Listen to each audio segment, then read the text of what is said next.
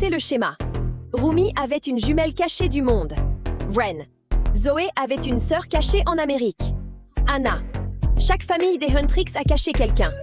Alors la question évidente c'est, et Mira? Et c'est là que le schéma se brise. Parce que la famille de Mira n'a pas caché son secret. Elle l'a gardé, pas protégé. Pas séparé pour sa sécurité. Gardé délibérément à l'intérieur du système. À l'intérieur du seul endroit où une chasseuse de démons ne devrait jamais être élevée. Wren a été cachée de l'ennemi.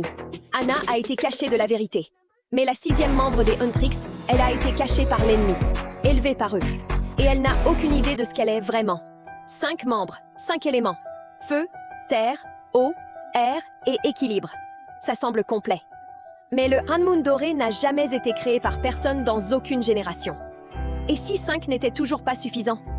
Et si la réponse se trouvait dans la famille de Mira depuis le début? Pas caché du danger, vivant à l'intérieur. Regardez ce que le premier film nous a déjà dit sur la famille de Mira.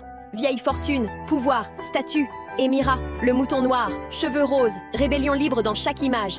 Elle n'a pas juste quitté cette famille, elle a fui. On connaît déjà le frère. Une seule image dans le film, puis disparu. Et on connaît le schéma de Weima. Il n'attaque pas les familles puissantes. Il les recrute, offre un deal, puis les possède. C'est exactement ce qui est arrivé à Jinoo. 400 ans piégés. La famille de Mira correspond exactement à ce schéma. Riche, connecté, un frère qui a disparu, une fille qui a fui. Mais voilà le détail qu'on a raté. Mira a fui, son frère est resté et s'est fait piéger. Mais et s'il y avait un 3e enfant? Un que la famille n'a jamais laissé partir parce qu'elle faisait partie du deal. Pensez à ce qu'un deal avec Weima coûte vraiment. Jinoo a donné son humanité, ses souvenirs, sa famille. Mais la famille de Mira avait quelque chose que Jinoo n'avait pas. Des enfants. Des filles avec une lignée de chasseuses de démons. Et si Weima voulait quelque chose de spécifique?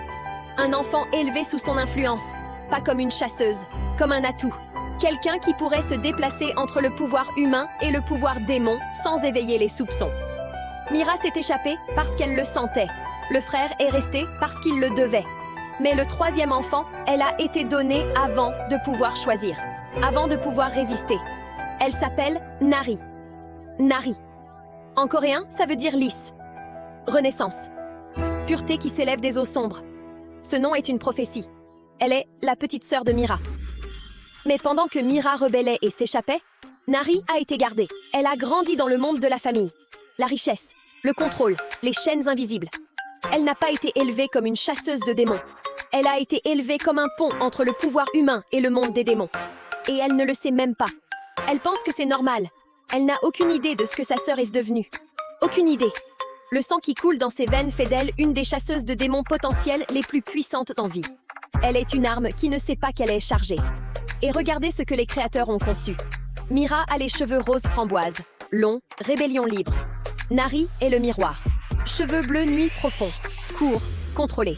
Chaque mèche a sa place. Pas parce qu'elle l'a choisi. Parce que c'est comme ça qu'elle a été façonnée. Mira porte une armure lourde pour se protéger. Nari porte des vêtements sombres et élégants, avec des détails en chaîne. De fines chaînes comme bracelets, comme colliers. Elle semble décorative, belle même. Mais ce sont des chaînes. Elle est polie en surface. En dessous, elle est liée. Son élément, l'ombre. Le vide entre tous les autres éléments. Pas du mal. Quelque chose de transitoire. La capacité de passer entre les mondes. C'est pour ça que le système de Weima l'a gardée. Et c'est exactement pour ça que les Huntrix ont besoin d'elle. L'arme de Nari, ce sont des chaînes jumelles avec des extrémités tranchantes. Des chaînes. La chose avec laquelle elle a grandi. Mais dans ses mains, elles se transforment. Elles s'étendent, se rétractent, s'enroulent, frappent. Une portée qu'aucune autre arme n'a. Elle courbe, s'arc, change de direction en plein vol. Imprévisible, incontrôlable.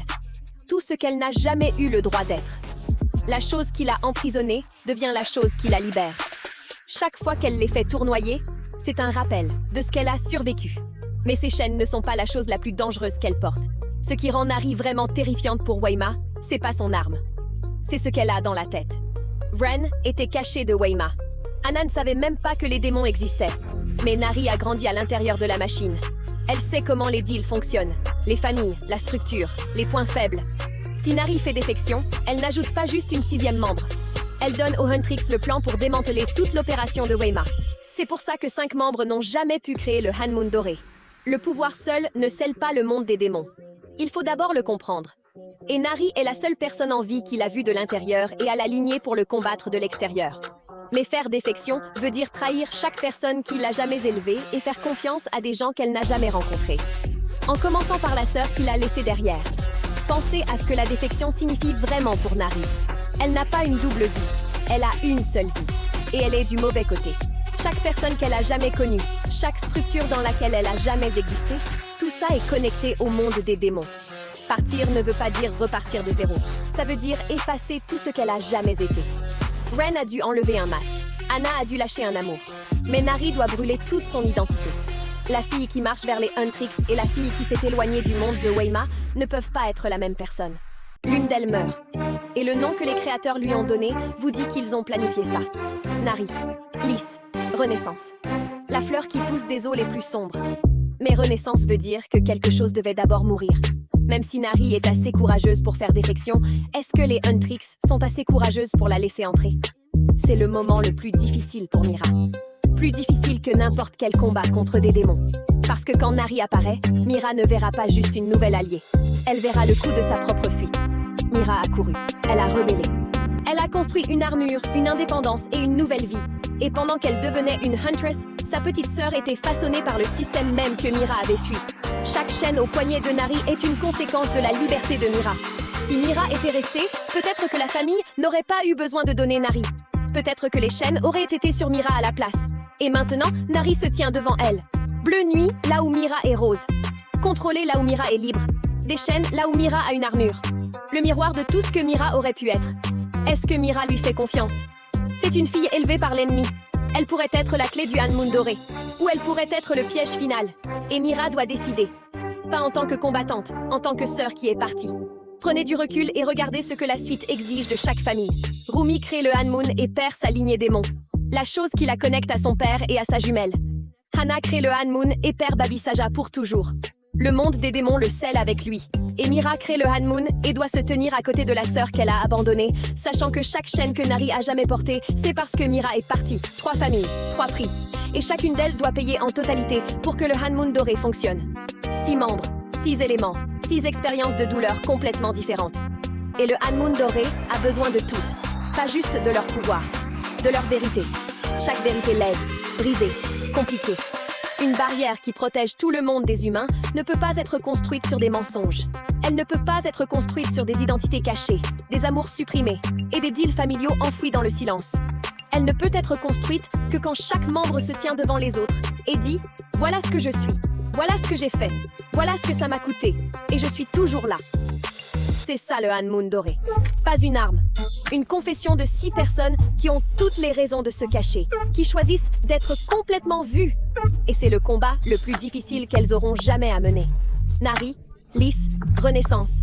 La fille qui a grandi dans des chaînes et les a transformées en armes. La fille qui doit brûler tout ce qu'elle a jamais été pour devenir ce qu'elle était toujours censée être. Et elle ne peut pas le faire sans Mira. La sœur qui est partie. La sœur qui doit maintenant regarder ce que sa liberté a coûté. Si vous voulez le breakdown complet sur le frère de Mira et les 2 sœurs perdues, ces vidéos sont à l'écran maintenant. Abonnez-vous, activez la cloche. Ce qui arrive ensuite est la plus grande pièce jusqu'ici.